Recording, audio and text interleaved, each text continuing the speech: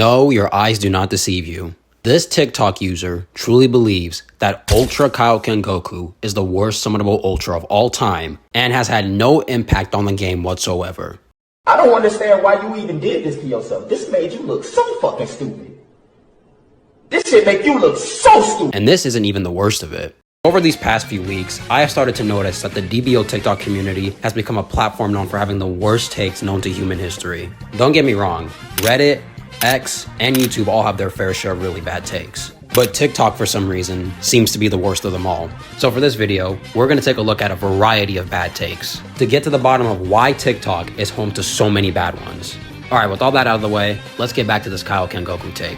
What is this, bro? Saying that Kaioken Goku sucked on his initial release and is the least impactful Ultra of all time is not only straight up wrong, but it makes it seem like the guy who posted this hasn't been playing this game at all. But the thing is, he claims to have been playing this game for 6 years and has experienced every major update. So I feel like with that much experience under your belt, you should definitely know how broken this character was when he initially dropped. Ultra Kaioken Goku was basically the transforming Vegito Blue and transforming Super Saiyan 3 Goku of 2022. You got touched one time and your ass was getting hit with that 99 count combo. And the thing that makes this guy arguably even more toxic than both of them is because of how fast his unique gauge filled up. And every time you do, you get a green card, which then allows you to draw an extra card to continue the combo. And another thing you have to take into account is mechanics like Disrupt and Arts Cost Increase were nowhere near as prevalent as they are right now.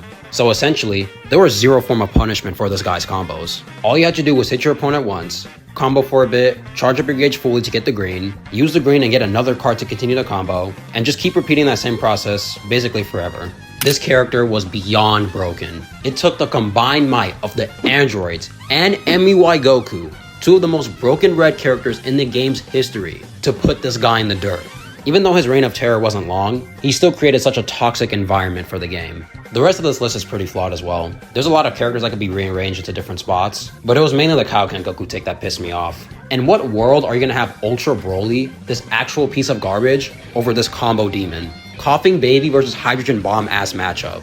If you really want to talk about an Ultra character that had no impact, then Ultra Broly is your guy. Absolutely abysmal, horrid damage, bro. A 2-month-old child can do more damage than what this Broly was doing to the opponent. The only decent thing this guy had going for him was his tanking and his disrupt, which sure, I'll give him that. This guy was the best tank in the game, for like 2 weeks until Beast Gohan dropped in and wiped this Broly clean from existence. No, don't pull, no, ah! A damn housefly had a longer lifespan than Ultra Broly did. If you want my opinion on ranking each of these characters based on their overall impact that they've had on the game, this would be my list. Number 16, Ultra Broly. 15, Ultra Cell. 14, Ultra Kid Buu. 13, Ultra Janemba. 12, Ultra Golden Frieza. 11, Ultra Super Vegito. 10, Ultra Beast Gohan. 9, Ultra Turles. 8, My Glorious Succulent Beautiful King. 7, Ultra Kaioken Goku. 6, Ultra Vegito Blue. 5, Ultra Super Saiyan 4 Gogeta. 4, Ultra Gogeta Blue. 3, Rathan. 2, UMV. And 1, Ultra Super Gogeta. I know there's a few characters missing, but I'm just basing my list off the characters he chose. And plus, he posted this back in June, so Ultras like Full Power Frieza, Namek Goku, and Super Saiyan 4 Vegeta didn't even exist yet. But anyways, Ultra Kaioken is goated. Don't ever slander the GOAT again. If you're ever going to disrespect a unit in this game, at least get your facts straight.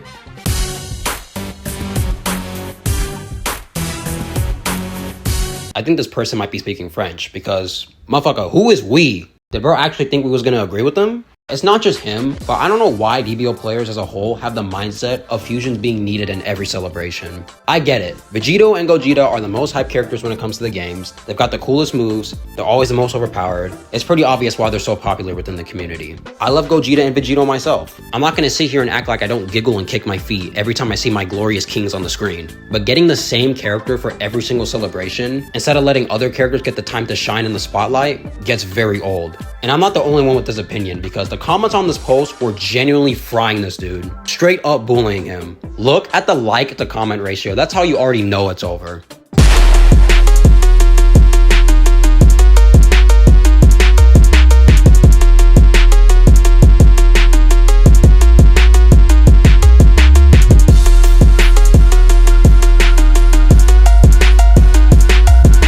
Alright, even though I think this list is overall pretty mid, I do actually agree with some of his takes. These two right here are valid. No matter how much it sucks to say, fusing Gogeta Blue is a failed unit. Fusing Super Vegito completely outclasses this guy in every single way. The Goku and Vegeta side have better combo potential, better disrupt, and overall just better abilities. And then you go over to the Vegito side, and it's just completely night and day between the two. No disrespect to the unit, by the way. He's actually one of my favorite releases of all time, and I used to love using him back during the 6th anniversary with that triple fusion lineup. Top 5 metas ever. Take me back to the good old days. Back when the game was actually fun, we really took it for granted, huh? As for transforming Vegito Blue, even though I've kind of grown to like this character a little more over time, I'm not going to sit here and act like he isn't one of the most boring and uninspired units to ever be released. At least when it comes to kit, because I actually really like his animations. They're pretty good. But as for his kit, he's literally just a combo unit that can nullify counter cages for a short period of time.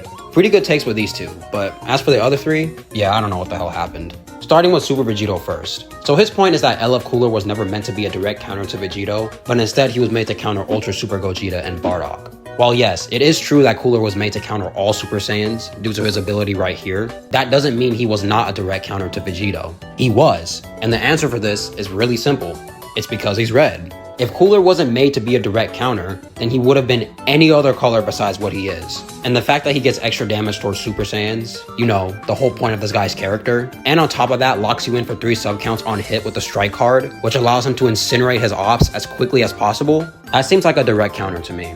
Next up, MUI. First off, don't fucking diss my Go ever again. Not only is this disrespectful to MUI as a character, but it's also disrespectful to all the players that had to suffer MUI's reign of terror during his prime. MUI is notoriously known for being one of the most toxic and hated units in this game. A unique gauge that punished the player for trying to engage in a fight, which then prompted players to play extremely passive and led to one of the most boring metas ever. 2 types of cover changes against Strike and Blast, and cover no wasn't as common back then, so you could just cover change without worry. The insane damage numbers he was putting up. In what timeline was Prime MUI ever considered an easy character to fight? He was so toxic that a whole new mechanic, that being Quick Attack, was added to give players some form of counterplay against this demon. And guess what? While it did make it easier to engage against him, it still didn't kill him off. It took Beast Gohan, the strongest character in this game's history, to finally put him down. And it doesn't matter if he wasn't top 1 on release. I don't know why, but a lot of DBL players have the mindset of, if you're not top 1 in the game,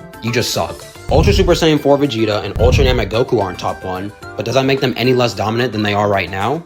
No, of course not. And the cherry on top of this take, he called MUI Goku an Ultra Super Gogeta victim. Alright, bro. Last up, Ultra Vegito Blue. This is another thing I've been seeing recently as well. A lot of people are suddenly switching up on UVB, saying he was never that broken and was a Go Frieza victim back then, which is just so far from being correct. I don't even know why people are saying this. And just like with MUI, this guy is saying he was a victim just because he was a red character. Just because a character is element disadvantage against another, that doesn't mean they automatically become fodder.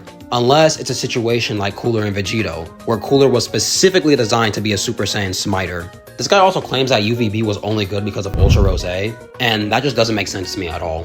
What is the difference between you using Rose with UVB and not using him? The answer is, there isn't one. In fact, most of the matches during the 5th anniversary, the team you would most likely see Vegito on was with Go Frieza and Sword of Hope Trunks. And honestly speaking, it didn't matter what team you used him on. You can throw Vegito on literally anything you wanted, and he would still look like a god, because that's how broken he was back then.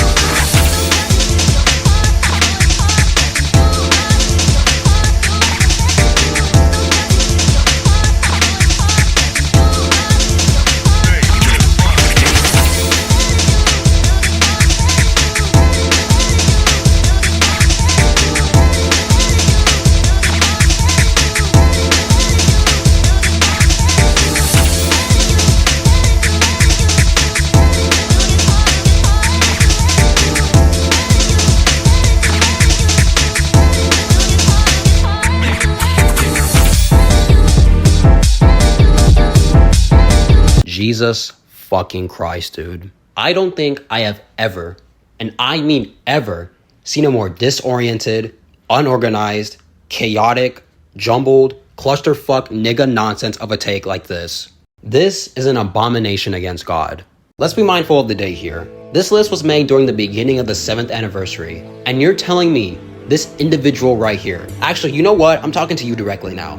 Mr. Doggo, you're telling me that you believe transforming Goku Black was not only just a top 10 unit, but top 2 in the game at the time? Like, no troll, like you actually really think this? Okay, pause the video for a second. All right, my dear viewers, if you could just scooch on aside, just right there into that little corner right there, that'll be good, because I need to have a one-on-one conversation with this individual real quick. Dago, I don't know if this is a cry for help, if you have some shit going on at home, abused, you know, mental issues. I don't know your life, I don't know your story, but clearly from this post, this is some form of like warning, sign for help that you're gonna do something irrational, maybe hurt yourself or some other crazy shit that I don't want you doing. As a human to another human, bro, I'm worried about you, and I want to be able to help you and just get your mind straight, because clearly there's something going on that needs to be fixed. If you ever want to talk to me one-on-one, you know, you got some shit on your mind that you need to get off your chest, Discord link is in the description. Not only am I willing to help you, my viewers are willing to help you guys. This is clearly somebody in need, and he needs help desperately and fast. Usually I would make fun of somebody with a shitty take like this, like, oh, why would you ever post something like this? This is terrible, but this is so grotesque, disgusting, repulsive, and just overall just a violation not only against human rights, but just God himself, that I felt like I had to change and just see the bad in myself and become a better man to be able to help you, the individual in need. But yeah, Discord link is in the description. You can talk to my viewers, you know, we're here to help you, man. I want to see you get better.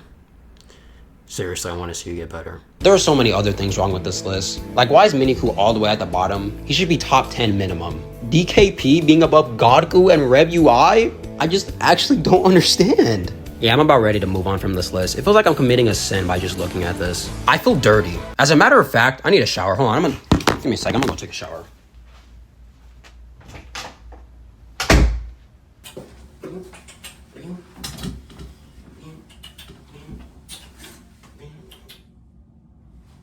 Oh, you thought it was playing?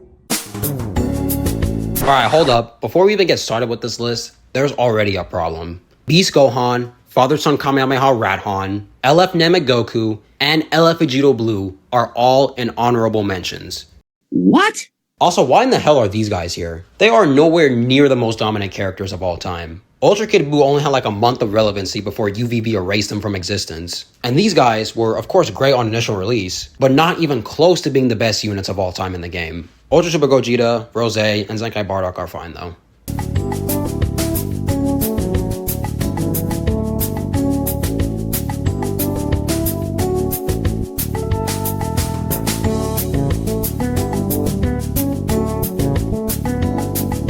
No androids on this list at all? I guess this person must have not been playing the game during their prime, because we all know how ridiculous these guys were. This whole list is just a mess. I'm not saying any of these characters weren't good. Not at all. The complete opposite, actually. I literally just talked about how broken MUI Goku was. But despite that, they just aren't the top 5 best characters in this game's history. If you want a real top 5 best primes list, then here, I got you. Number 5, LF Namek Goku. Number 4, Androids. Number 3, Zenkai FSK Radhan. Number 2, LF Vegito Blue. And number 1, LF Beast Gohan.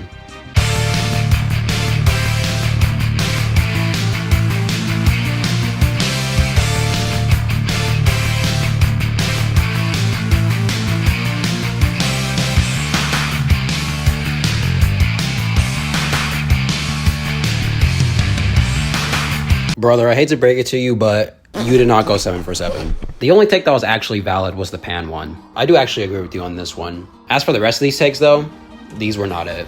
Starting with Gohan. As toxic and powerful as this guy is, no, he isn't the worst meta. Remember, metas like Radhan and Super 17, 2024 Legends Fest, and Prime Majin Buu Saga exist. Metas where if you got touched one time or made one mistake, then you're getting comboed until timer.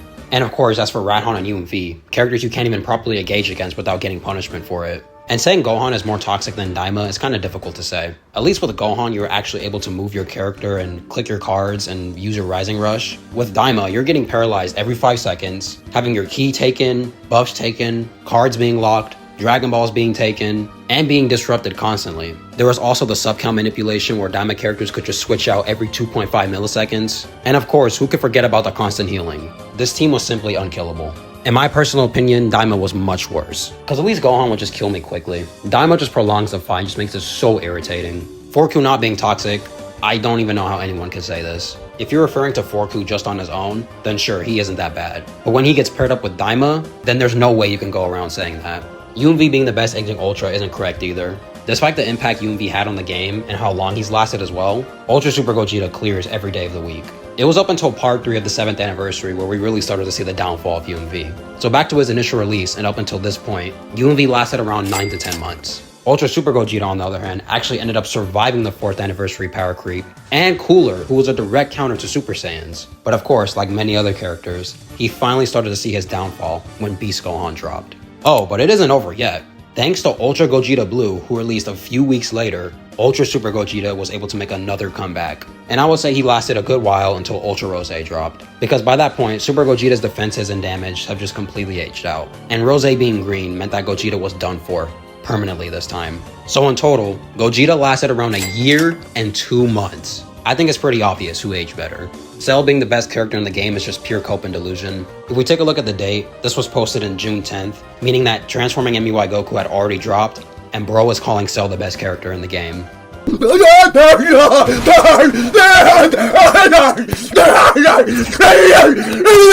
If Cell got touched one time by MUI, whether it be a strike card, blue card, or one of his counters, he was done for. Ultra Super Saiyan 4 Gogeta being the worst aging Ultra is also incorrect. That title goes to Ultra Super Vegito.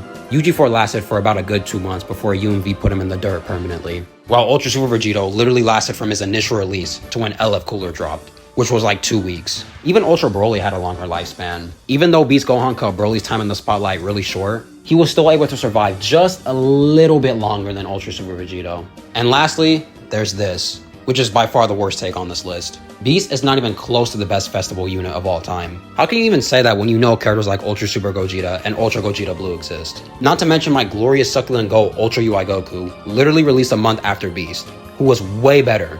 So in total, it was actually 1 to 7. I mean, hey, at least you did get 1 point. Better than nothing, right?